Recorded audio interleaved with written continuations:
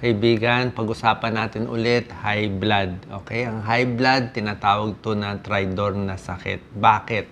Kasi nga, minsan, ang tao na high blood, wala siya nararamdaman. Katulad nito, ang taas na ng blood pressure, 240, 260. Merong mga pasyente talaga, walang nararamdaman. At minsan, normal ang blood pressure natin, tapos bigla-bigla na lang magugulat kapag chinek mo, tumataas. So, ano ang mga possible na dahilan? Bakit biglang tumataas ito ng hindi naman natin alam, wala mo tayo ginagawa. Tingnan natin, Doc Lisa. So, minsan di lang natin alam, may galit na pala tayo.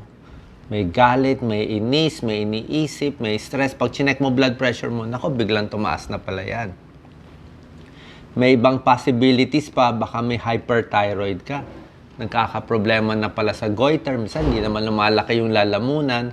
At dahil doon, nagiging hyperactive yung thyroid, naha-high blood din. Yung iba naman, sigarilyo, kape, malakas manigarilyo, malakas uminom ng kape, nakaka-cause din ng high blood. Merong mga gamot, pag matagal mong iniinom, nakakataas din ng blood pressure.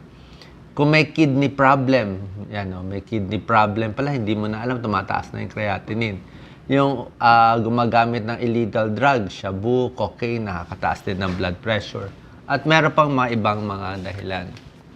Ito po, yung laging nagagalit, isang dahilan to, bakit biglang tumataas. Tawag dito sudden high blood pressure.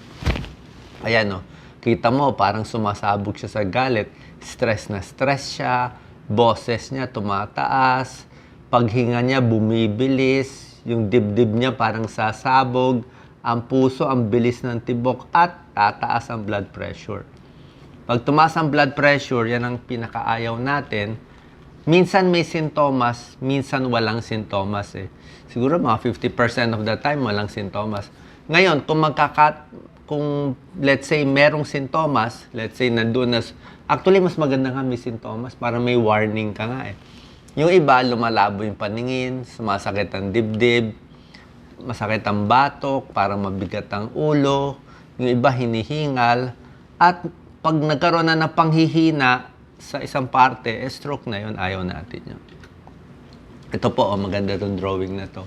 So, pag biglang tumaas ang blood pressure, let's say, biglang nagalit, nagkaroon ng problema, pwedeng dumugo dito sa utak, magkakaroon ng stroke, blood clot. Okay? Pwedeng lumaki ang puso, heart failure. Pwedeng masira ang kidney failure dahil pagtaas ng blood pressure. Pwedeng magbara din yung maugat sa paa. So, ideally, gusto natin 120/80, mas mababa, 140/90, yan ang cut-off natin, at pwede biglang tumaas. Ayaw natin mas mataas dito, pero mas gusto natin, nandito tayo sa mababang range. Kaya lang minsan, normal ka naman, pero pag chinek mo, biglang tumataas Matulad nito, di ba? Ayaw natin umabot sa pagkakataon na biglang tumaas, na stroke na siya, nangingiwi yung mukha, nanghihina na isang parte ng katawan.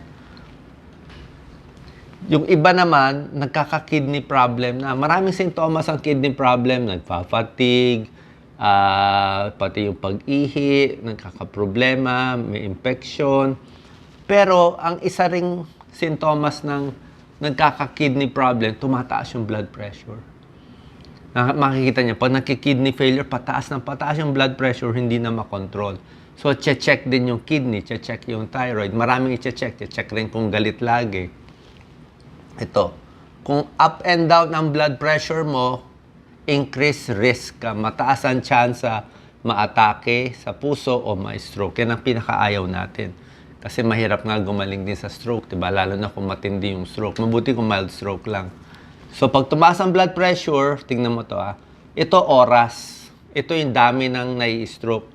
Pag madaling araw, 12 noon, mababa pa. Pagdating ng umaga, 4 ng umaga, 5, 6 a.m. Pag gising na ng tao, biglang tumataas ang dami ng stroke. Alas 8 ng umaga, pinakamarami nai-stroke. Nandyan na. Bakit? Excited sa umaga, daming gagawin daming iniisip Diba, bagong gising, marami kang gagawin na excite ka. Ito rin na pinakamataas ang blood pressure. Ito rin pinakamataas ang stroke. So, mag-iingat nga tayo dyan. Huwag masyadong stress sa umaga. At dapat natin control din sa gamot. So, paano mababawasan yung stress? Dapat sapat ang tulog. Kung puyat, lagi kang puyat, ma-high blood din. Matuto mag-relax, di ba? Isipin iba't ibang paraan. Magkaroon ng mga close na kaibigan, kamag-anak, yung mga kaibigan na tutulong sa'yo, magpapababa ng blood pressure mo, mga kaibigan. Hindi yung bibigyan ka lang ng problema ng kaibigan mo, mangungutang lang sa'yo, ma-high blood ka pa lalo, di ba? So, piliin ang kaibigan at kamag-anak. So, time management, ayusin yung oras, huwag masyado magmamadali. Ito ang problema ko, lagi may kaaway sa trabaho, sa pamilya, nakaka-high blood din yan. Yan, no?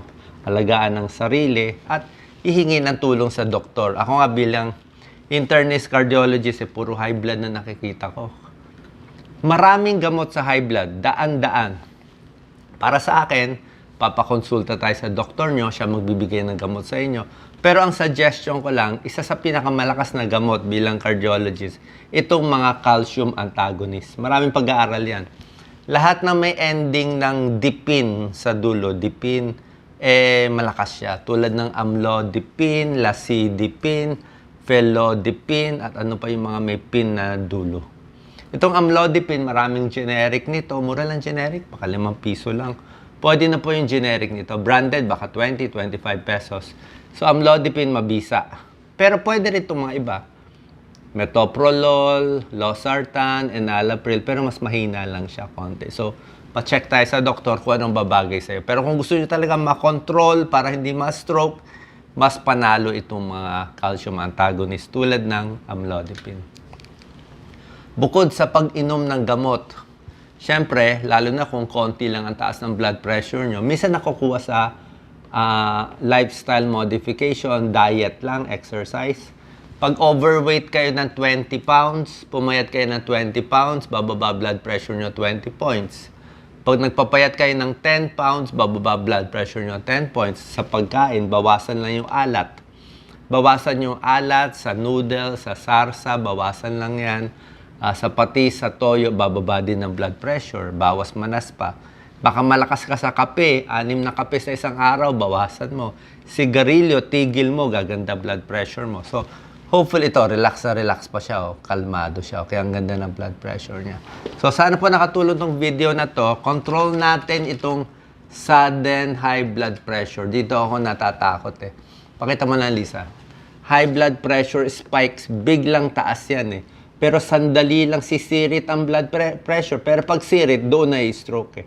Dahil dito sa mga dahilan na to. Okay? Minsan di mo to namamalayan eh. Yung nagagalit ka na pala, hindi mo alam.